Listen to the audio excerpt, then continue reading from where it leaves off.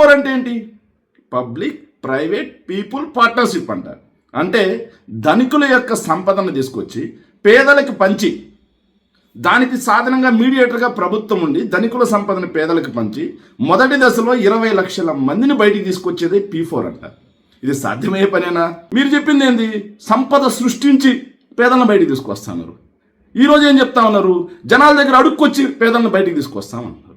రెండింటికి ఏమైనా పొంతనుందా? ఎన్నికలకు ముందు అభివృద్ధి, సంపద సృష్టి, పూర్ టు రిచ్ అని చెప్పి కనిపించిన ప్రతి వేదిక మీద ప్రగల్భాలు పలికిన చంద్రబాబు నాయుడు గారు అధికారంలోకి రాగానే అభివృద్ధి కాస్త అటకెక్కింది, ఉన్న సంపద కాస్త ఆవిరైపోతా ఉంది.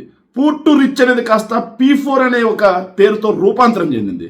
వాస్తవంగా ప్రభుత్వం నుంచి సంక్షేమ పథకాలు ఇస్తేనే ప్రజలు కాస్త సోమరిపోతులైపోతా ఉన్నారు. వాళ్ళకి డబ్బులు ఇవ్వడం కాదు, వాళ్ళకి ఏదైతే ఆదాయ మార్గాలు చూపించాలి, వనరులు చూపించాలి అని చెప్పి మాట్లాడిన ఇదే తెలుగుదేశం పార్టీ ఈరోజు ధనికుల దగ్గర నుంచి డబ్బు తీసుకొచ్చి పేదలకు పంచుతామంటే నమ్మశక్యంగా ఉందా?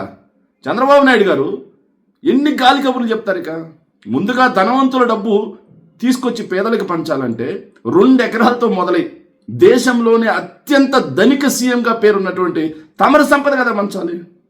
ముందు తమరి కాంట్రిబ్యూషన్గా మన రాష్ట్రానికి, మన రాష్ట్రంలో పేదలను నిర్మూలించడం కోసం తమరు ఎంత కాంట్రిబ్యూట్ చేయబోతున్నారు అనేది ముందుగా చెబితే ఆ ధనవంతులు అనేవాళ్ళు ఎవరు వస్తారు, ఏంది వస్తారని తెలియాలి. ధనవంతుల దగ్గర ఉండే డబ్బు పేదలకు పంచడానికి ఇక ప్రభుత్వం ఎందుకు? ప్రభుత్వం ద్వారా చేయాల్సిన అవసరం ఏంది? దేశవ్యాప్తంగా ఎన్ని NGOలు ఉన్నాయి? దేశవ్యాప్తంగా ఇలా ఏదైతే వాళ్ళకే వాళ్ళు చారిటీలు పెట్టుకొని చేసే వాళ్ళు ఎంతమంది ఉన్నారు? వాళ్ళు ప్రభుత్వం ద్వారా ఎందుకు ఇవ్వాలి? ఇదే పూర్ టు రిచ్ అంటే, ఇదే తమరి పిట్టల ద్వారా మాటలంటే ఇది సాధ్యమయ్యే పనేనా? ఎందుకు ఈ గాలి కబుర్లు? జగన్మోహన్ రెడ్డి గారు ఏ రోజు మీలాగా ఎన్నికలకు ముందు ప్రగల్భాలు పలకలా, ఎన్నికల తర్వాత మేము చేయలేము అని చెప్పేసి కరోనా లాంటి కష్టకాలాలు వచ్చినా సరే బేద ఏడుపులు కూడా ఏడవల. ఎందుకంటే జగన్మోహన్ రెడ్డి గారు చెప్పిన మాట ప్రతిదీ తూచా తప్పకుండా పాటించాడు. పేదరికం బిలో పావర్టీ లైన్ నుంచి 40 లక్షల మంది బయటకు వచ్చారు. దానికి సాక్ష్యమే ఏదైతే నీతి ఇచ్చేటువంటి ఎంపీ రిపోర్ట్స్. 12.5% ఉన్నటువంటి పేదలు 4.5% తగ్గి 40 లక్షల మంది పేదలు బిలో పావర్టీ లైన్ నుంచి బయటకు వచ్చారు. అది జగన్మోహన్ రెడ్డి గారికి ఉన్న చిత్తశుద్ధి. అది జగన్మోహన్ రెడ్డి గారికి పేద ప్రజల పట్ల పేదలను ఎలా బయటికి తీసుకురావాలి ఉన్నటువంటి విజన్. దాన్ని ఆ రోజు మీరు ఎలా అంటే అలా మాట్లాడి ఈరోజు సాధ్యం కానీ నమ్మశక్యం కానీ P4 అని చెప్పి ఒక అస్త్రం తీసుకొచ్చి, ఇంతకుముందు P3 అని ఉంది. ఏంటా P3? Public private partnership. Toll గేట్లు కూడా P3 మోడల్, ఏదైతే P3 మోడల్లో ఉన్నాయి, PPP మోడల్లో ఉన్నాయి. ఈ PPP మోడల్ మొత్తం కూడా పబ్లిక్ మనీని ప్రైవేట్ సంస్థలకి కట్టబెట్టడం కోసం తీసుకొచ్చినటువంటి ఒక మోడల్. ఇప్పుడు మీరు P4 అని చెప్పి తీసుకొచ్చి ధనికుల దగ్గర నుంచి పేదలకి డబ్బు ట్రాన్స్ఫర్ చేస్తా అంటే ఎవరు ఒప్పుకుంటారు? ఇది సాధ్యమయ్యే పనేనా? అసలు P4 అంటే కాస్ట్లీ బెగ్గింగ్ని కాస్త P4గా నామకరణం ఏమైనా చేశారా చంద్రబాబు నాయుడు గారు? కాస్ట్లీ బెగ్గింగే కదా ఇది. ఏదైతే ధనికులను అడుక్కోవడానికి P4 అని నామకరణం చేశారు అంతే. ఇది తమరికి అడుక్కోవడం ఏమైనా కొత్త? 2014లో గెలిచిన తర్వాత మై అమరావతి, మై బ్రిక్ అని చెప్పేసి అమరావతి పేరుతో అడుక్కున్నారు. 2019లో ఓడిపోయిన తర్వాత కూడా మళ్ళీ సేవ్ అమరావతి పేరుతో జోలెత్తుకొని మరీ అడుక్కున్నారు.